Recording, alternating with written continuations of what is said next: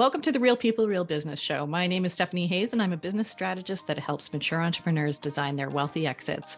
Whether that means building an asset-based business model for an eventual sale or simply taking yourself out of your business while enjoying its continued growth. I love to speak with like-minded entrepreneurs to share their real stories and the gritty details on how they've navigated their own way through. On this show, you won't hear about the glamorized entrepreneurship journeys that you can see online, and you won't be told how to make six figures in 6 weeks. Instead, you can expect to hear real, vulnerable, and inspiring stories that you can relate to that have helped create the foundation for each of our guests' businesses. Today, I am so excited to welcome Dr. Amy Beckley. Amy is the founder of Prove and the inventor of the first and only FDA-cleared test to confirm ovulation at home. When Amy and her husband tried to get pregnant, they suffered through several years of infertility, including 7 miscarriages and 2 rounds of IVF, the second of which resulted in her son. When Amy decided she wanted another child, without another round of IVF, she used her background in hormone signaling to uncover a problem with ovulation, which caused a progesterone deficiency, also called a luteal phase defect.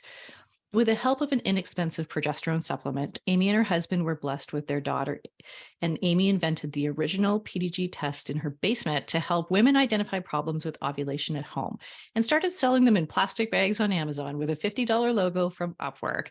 Welcome to the show, Amy, and thanks so much for taking the time to share your story today. It's such a pleasure to be here. I'm excited. Yeah, I want to hear this whole story. We were talking just before the interview started, and some similar things that I had gone through when I was trying to get pregnant. And I always wondered when that was happening, like how many women are having the same problem and just don't really even know what's going on or what they can do to solve this themselves. So jump in and tell me your story. So you really built your first prototype inside of your basement. So go from there. How did that progress? Yeah, I dealt with infertility, and just going through it, I saw healthcare was broken. We, didn't give resources to couples until they were just so far broken that they wanted to take all their money and invest it in these really expensive procedures. And when I found this simpler solution, I really just wanted to give back. I wanted to create something that would help other couples. I've had 7 losses, and everyone's like, "Oh my God, I'm so sorry. Like that must be so bad for you." And this company and what I've done is why they were there, and that this gives them purpose. And so once I figured out what was wrong, when you're going through infertility, most women, they don't feel like women. They feel like, if I can't even be a mom, like what am I worth? And it's horrible. It's like the worst experience, like when you want to be a mom and you can't be a mom. And it's just so emotionally draining that you just don't want to talk to anybody. You don't want to admit that like you can't even conceive, like just crazy. And so I didn't tell anybody that I was going through this. And then when I kind of, came out of the closet, so to speak, and everyone was like, private messaging me, "What did you do?" It was so common that there was these issues. And so, I just one day was like, we got to like, just try. And so, I had the conversation with one of my friends from college that we would work together. She was an IP attorney and worked with like clinical trial stuff. And I was a scientist and did a lot of like the bench science. And we just had a call one day. We're like, all right, what do we have to do to get this off the ground? And so we literally opened our computers and went to fda.gov, and we're reading the regulations on how to create a medical device. We're like, okay, well, we need to do this. Okay, we need to form a company. Okay, we need to have, a logo. Okay, we need money, right? And so we just kind of started thinking of like, what can get us to MVP? What can we do to like see if this is a possible thing? And here we are, 2 scientists that have no money. We spend it all on IVF, and we're just here to try to create a difference. We're like, well, no investor is going to give us money. Pretty sure no bank is going to give us a loan. And so, really the only option we had to fund this venture was to do crowdfunding. And so the whole idea was, I'm going to create this prototype. And we spent $2,000 on reagents and like created made sure the science worked, right? Made sure the science worked, created this prototype, And then we launched on Indiegogo, which is, it's like a crowdfunding platform, with the idea of, all right, if people want to buy it, we will make it for them. And that was it. Like, it was just, here's our idea. If there is a need for this product in the market, they will buy it and we will make it and then give it to them. Like, that's all we were trying to do, was like make a difference, make an impact, create something new, educate, because couples, women, we don't get that fertility education. We have no idea. And then going through healthcare and you haven't had enough miscarriages. I was like, well, that's kind of a little bullshit. Like, I don't want to wait that long. I don't want to have that many miscarriages. And so, yeah, that's what we did. We just a crowdfunding campaign. We got $45,000, which was enough to create our first kind of prototypes. And we sold them, and then had enough money to create, some more. And we just kind of did that for the first year, just to kind of see if it was a viable product. And it was. Yeah. I mean, we've changed a lot of lives. We've helped a lot of women identify issues, have better conversations with doctors, get pregnant without the need of IVF. They take our test, everything looks good. They get pregnant the next cycle. So it's all about the education and having access to that information and advocating for yourself and just having that space to do so. Well, and when you talked about the shame that goes along with feeling like you're infertile, I remember I lost my first, I had a miscarriage with my first, and I remember just being devastated, not because I was so committed to the idea of motherhood, but because I felt like I was letting my husband at the time down, and that I was, you spiral into like, well, what if I can never have babies? And what if this is like, what, there's something wrong with me and I can't even do this right? And like, at the time you don't realize how common and how prevalent it is. And so I think there's a lot of isolation, and there's, when we were having trouble, conceiving with our second, same kind of thing. I was like, well, what's wrong? And there's just so much possibility out there in terms of, what could be wrong. And your brain goes to the nth degree, and I'm going to have all this surgery and all this other stuff and blah, blah, blah. When, for me, it was a very simple fix, kind of the same problem you had. And I just took some vitamins, and it changed everything for me. And then I got pregnant. So I remember sitting there thinking, well, man, that was an easy solution for me after all of this research. I wonder how many other women are struggling, because infertility is infertility. And it can be, from a wide range of different reasons. And some of them are very hard to solve, and some of them obviously are not. And what if there were a whole bunch of women out there that could do the same thing? And I think that's where you came from too, and be able to solve their infertility problems. Yeah. I mean, it's very common. Like, the number one cause of infertility is problems with ovulation. Mm-hmm. We didn't have a tool to assess if we were ovulating properly in order to conceive. We just didn't monitor hormones in the capacity that it needed to be monitored. And so we just came in with a better test that would prolonged monitoring to make sure the hormones were where they needed to be. But just because something is common doesn't mean it's normal. I got that a lot, where it was like, after my first loss, was like, oh, well, good. At least there's a silver lining, is I can go talk to my doctor and get the help I needed. And I called them, and they said, this is just your first loss. This is totally normal, common, happens in 25% of pregnancies, go try again. And I was like, seriously? Like, I just lost a life. I later found out that about 30% of miscarriages are actually preventable. So if you have, some kind of active infection, an STD, some kind of like microbe, if you have structure in your uterus, if you have hormone issues, those are all able to be corrected. So you don't have to have miscarriages after miscarriage. And so, I don't like just try again. I like the data, because I remember after, I think it was my third loss, this happened on my birthday, and we had an annual girls trip with all the girls. We all go to Vegas, and we go see the Britney Spears concert. This was 10, 15 years ago at this point. And I remember getting that positive pregnancy test the day I left for Vegas and being like, okay, but I drank the tonic, right? Not the gin and tonic, but just the tonic. And then, maybe a week later, I lost the pregnancy. And then I madly Googling, and tonic water is linked to miscarriage. And I'm like, oh, great. I did it again. Like, I caused the miscarriage, right? And it's like women are constantly thinking it's their fault, or what could I have done? What can I do? And, a lot of times there's nothing you can do. It's genetic, sperm and egg just don't meet, but that's not 100% of the time.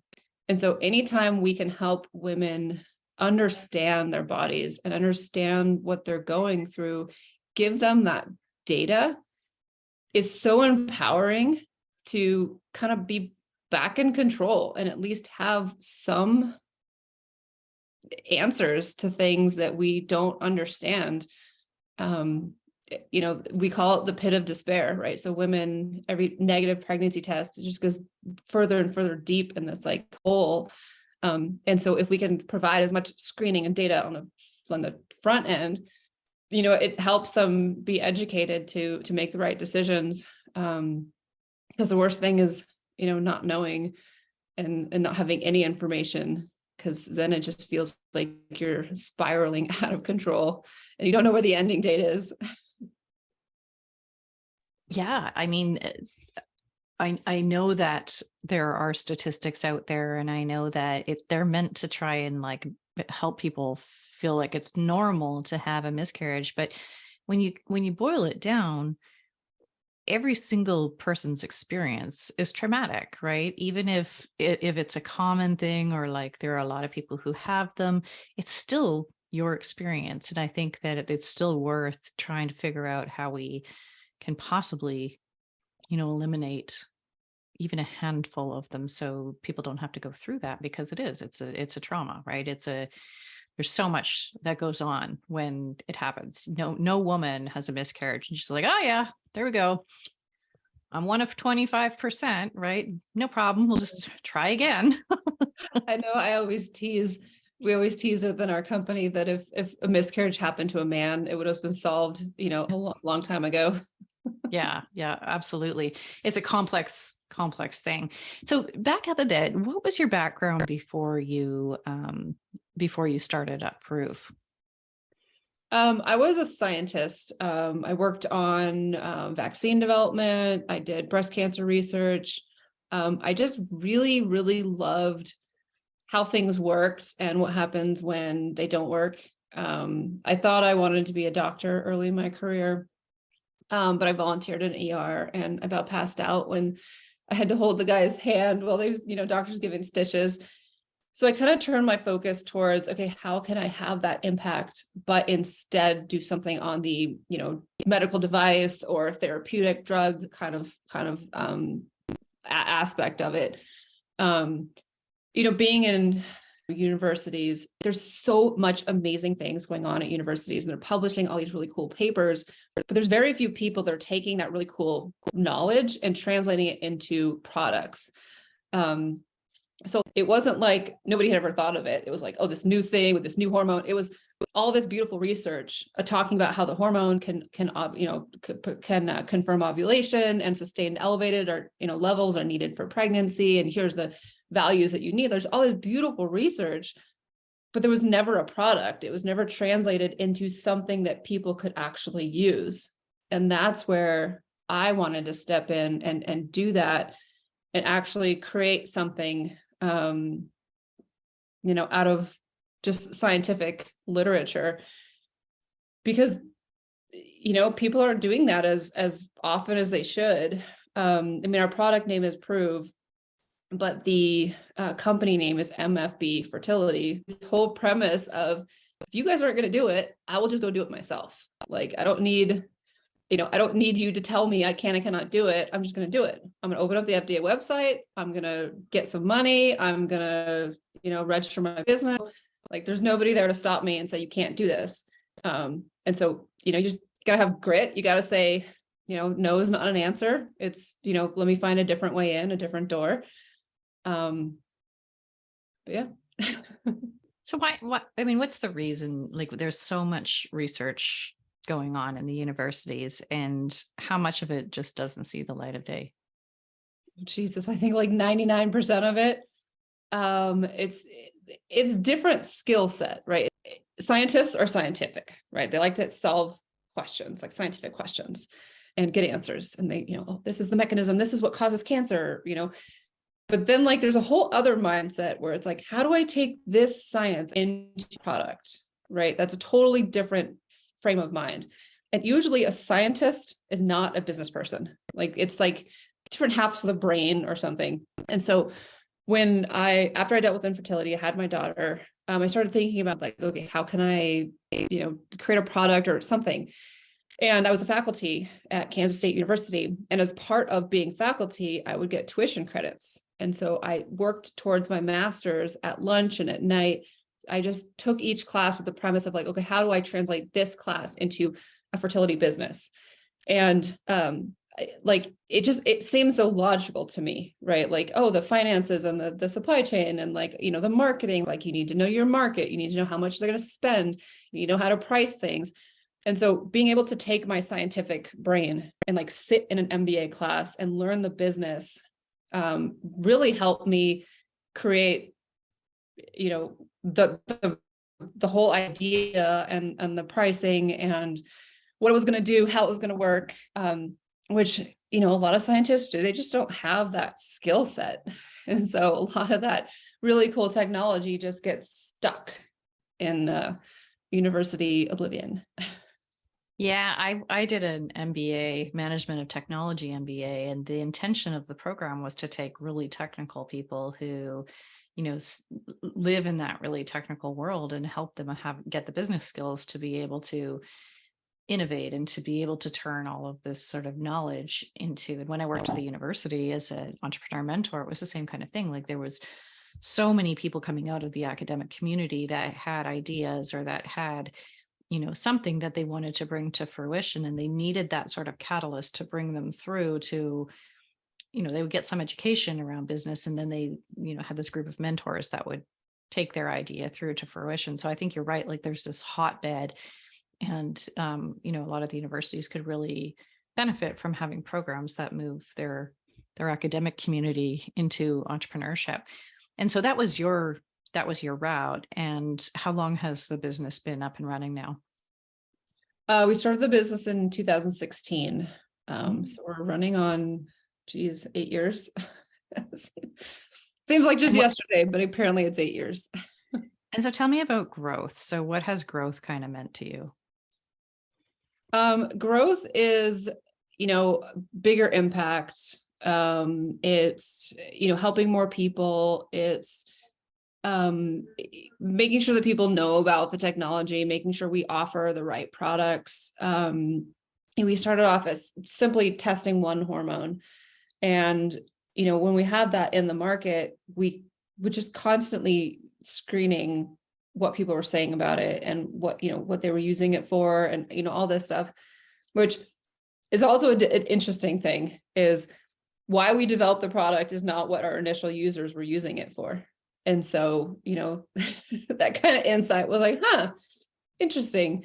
So we innovate, okay, we have more hormones now. We measure 4 hormones and just one. And then it was like, well, people don't know, what these mean, or like how to get the help. Okay, let's build a supplement suite to help balance, hormones and have, healthy hormone patterns. And then it's like, well, some people need prescriptions. It's like, okay, let's build out a telehealth pathway so we can kind of help, women get the help we need. And so we've turned into just a test to a full circle kind of solution, because we constantly listen to our consumer. We try to understand, who she is, what are her roadblocks, to really help her. I mean, people are very solution based, and the biggest product or the biggest need that they're trying to solve is, how do I get pregnant and not have to, drain my bank account doing so. And so we were providing the testing, but we weren't providing the solution. And so now we're moving towards, all right, let's provide the solution. Let's get them full circle. Let's get them pregnant. Yeah, and I think that the education component plus the like community component is also a really important piece of that as well. And what were you noticing that people were using it for that you didn't intend for them to use it for? Yeah. So the Catholic community uses something called NFP, which is natural family planning. It's also called like fertility awareness. And basically, within the Catholic teachings, and I'm not Catholic, so I apologize if I get any of this wrong, is that it's God's will, right? And you cannot actively have any type of barriers or birth control. Like you just have to, when God wants you to have children, you have children, right? And so you can't use any type of birth control or contraception. Like you can't use condoms, you can't use pills, IUDs, like it's not part of the religion. And so these women were experts at tracking their cycle because they would know when they were fertile and when they weren't fertile, and then they would choose to not have intercourse in that fertile window. And so they knew all about their hormones and everything. They had all these tracking tools, all these methods to make sure that they weren't having intercourse in a fertile window when they were trying to avoid pregnancy, right? Maybe they were trying to space out their pregnancies. Maybe they weren't in a good financial position. Maybe they had a health issue. And so they knew that progesterone would rise after ovulation, and there'd never been an at-home progesterone test. And so when we came out, they're like, this is amazing. I can actually confirm that I ovulated. I'm outside of my fertile window, and then I can, resume relations with my husband. And I'm like, that is not why I invented it, but okay. And so they were the early adopters because they knew so much about their hormones and their cycles that as soon as they saw the product, they're like, boom, got it. I understand it. I'll take 5, right? Like it was very easy for them to understand. Whereas women that are trying to conceive, they don't have that education and they don't know what it is. And so there's more things we have to tell them about, right? There's more things that we have to teach them about, their fertility for them to say, oh, this is the product that I need. The other issue that we ran across is we were doing crowdfunding to develop the product. And so any of these women that were trying to conceive at that particular moment in time, they were like, when am I going to get this? I'm like, I don't know, 10, 12 months. They're like, yeah, I'm going to be pregnant by then. I'm not going to buy it. And so you learn things that you're like, oh no, this is great. Like this product will do so well. But then you realize there's this constraint with a timing thing. And so, being able to be kind of nimble and like grow, and you discover challenges as you go, and you have to be able to pivot and to adapt on the fly to be successful, because I don't know a single person who's like started a business and it's gone exactly as planned. Like not a single one. But I do know successful businesses where you got a plan, you got a North Star, but sometimes you got to pivot around and find a new one. Yeah, 100%. I mean, like that is entrepreneurship 101. And we everything that we think that is going to happen probably is not, and you're going to find something else. And that's, the whole story of the resilience as an entrepreneur and blah, blah, blah. So you've been in business for 8 years now. I'm It's actually assuming 6. I can't do math right now, apparently. Oh yeah. Well, no, apparently I can't either. So never mind. 8, 6, some amount of years you've been in business. And I'm assuming everything didn't go as planned. No. It's like ups and downs. It's like these mountains, like the roller coaster, right? Like you have this extreme highs, you're like floating on air, and then you have these extreme lows. You're like, oh God, everything is falling apart. I don't know what to do. But what's carried me through is the passion, right? Like, a good entrepreneur that is doing something because they actually truly have the passion. And if you don't have that passion, it's really hard to get through those lows and be like, you know what, I'm out. Like I am out. So, we've had, calls to the FDA that I've, left crying. There's been situations where, people have stolen our IP and we're spending a bunch of money on like legal bills, right? But then there's also these situations where women are thank God this is here. Like you finally, like after, 8 losses, I was able to find the issue and now I'm here pregnant. Look at my baby, like those are like the highs and it's really rewarding. So, I mean, no, it's not a straight line, but by no means. I think there's an element, and I go through this with my clients as well, but there's an element of being passionate about the mission you're on, but also being passionate about the piece of the business that you're most responsible for. And for some people, that's being the leader, and for some people, that's being, you know, the doer or whatever it might be. And I think, as your business has grown, and I'm assuming it's grown, significantly, how did you align yourself with the work that needed to be done, and how did you grow the team? Yeah, that's an excellent question. So, when I started out, it was just myself. We now have 15 employees. So we definitely have grown. And I do the work that only I can do. And I try to give all the other tasks to other people.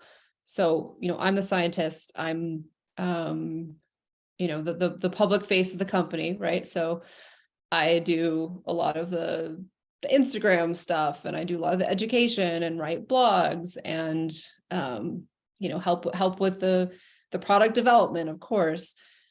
And I try to, paying bills and pass those things off, which is really actually difficult to do, because when you're in control of everything and you have to give that control to other people, it's hard, because this is your baby, this is your product, your company, and you're entrusting somebody else, and you really, really hope that they're going to do a good job. And so you have to get good employees, and you have to value them. You have to recognize them. You have to celebrate wins. And it is like, it's relationships with 15 other people, and finding people who take jobs that are equally as passionate about me running the company. They're equally as passionate about marketing a company, or creating design assets, or regulatory or supply chain. Like there's people that are really passionate about what it is they do. And so you have to find those employees that just love working for you, loves the company mission, loves what they do. I've had several employees where we've kind of shifted their role within the company to really fit what they did the best. We had an employee who was in the inbox, which is our customer support. And we pride ourselves on every person that emails us. We'll get a custom response from a real human being, because we know these couples are really going through this and they really need, one-on-one, actual human being. And she didn't necessarily like being in there. But what she really loved doing was educating and writing blogs. And so now she's head of partnerships, and she educates all these people around the world about how cool Prove is, and like tells these stories to all these people. And she loves it. She thrives. Right. And so, if you have, those employees that, maybe are kind of trugging along, what can I do? How can I support you? You want to support them on a professional level within the environment they're in now, but you also want to support their career development. And so we have, programs where it's like, you give me two. One is, what is your Prove goal? And then second one, what is your life goal? And how can we help you? So if it's, I want to be a developer, okay, great. We're going to help you. We're going to, going to go to class. You're going to do a boot camp so you can be a developer. We're going to teach you that skill. And so, making sure that they're growing in their careers while they're helping grow the company is really important. So I want to have everybody be successful. Whether or not our company is successful, I want their time at the company to be a success. So how has the product developed or grown or evolved, I guess is the better word, over the last 6 years? Yeah, so we started off with a simple urine strip. You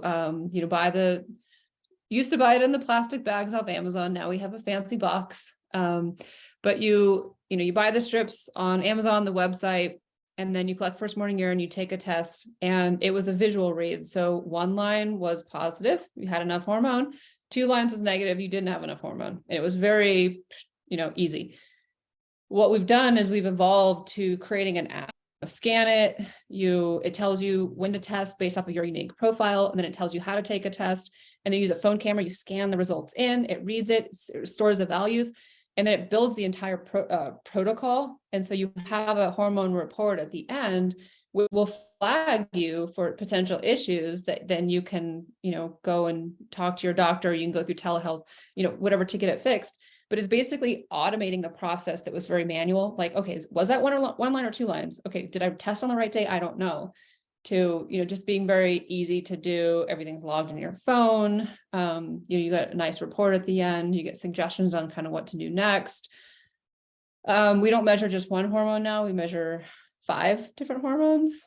And then we offer support as well. Like, you had a simple vitamin that really helped you conceive your second child. That is very common. We're stressed out. We're not thinking about our diet. We're lacking certain nutrients. And so just teaching them about, okay, well, you don't have enough of this hormone. It could be you need some B6 or you need some zinc, and your body just doesn't have the nutrients that needed to make that hormone. And so we have what to eat, how to exercise, what kind of mindfulness things can you do to support healthy hormones. We have a ton of women that just get pregnant that way. We have herbal supplements that naturally support your hormone levels. And so we offer, supplements on our website as well. So we're really trying to, understand all the hormones and then provide the solutions to help support healthy hormones. Yeah, so important. And it's just you never realize this when you're young and you don't get the education. And, we're such absolutely fragile ecosystems inside our bodies. And one thing being off one place that we wouldn't even stress is, we all kind of know it, but we don't really know it until you've seen your body completely break down due to, prolonged stress, and it'll literally kill you. So no wonder, it's the second child is so hard to conceive, because you've got your first and you're, you're already pretty tired, pretty stressed out, probably not taking care of yourself and all of that. So I'm really pleased to hear that the ecosystem and all of the additional support and all of that is sort of come and evolved. I have a question for you that I ask all of my guests. We talk about, real business here. What do you think is the biggest difference between what we see out there in the business world and hear out there in the business world, and what's real about being an entrepreneur? It's so frustrating to see celebrities and, people that are connected, that have a lot of wealth. Yeah, I just raised $5 million and I'm going to do this or that or whatever. I'm like, you put a new label on a prenatal vitamin. That's all you did. There was no innovation. You just put it in a different box.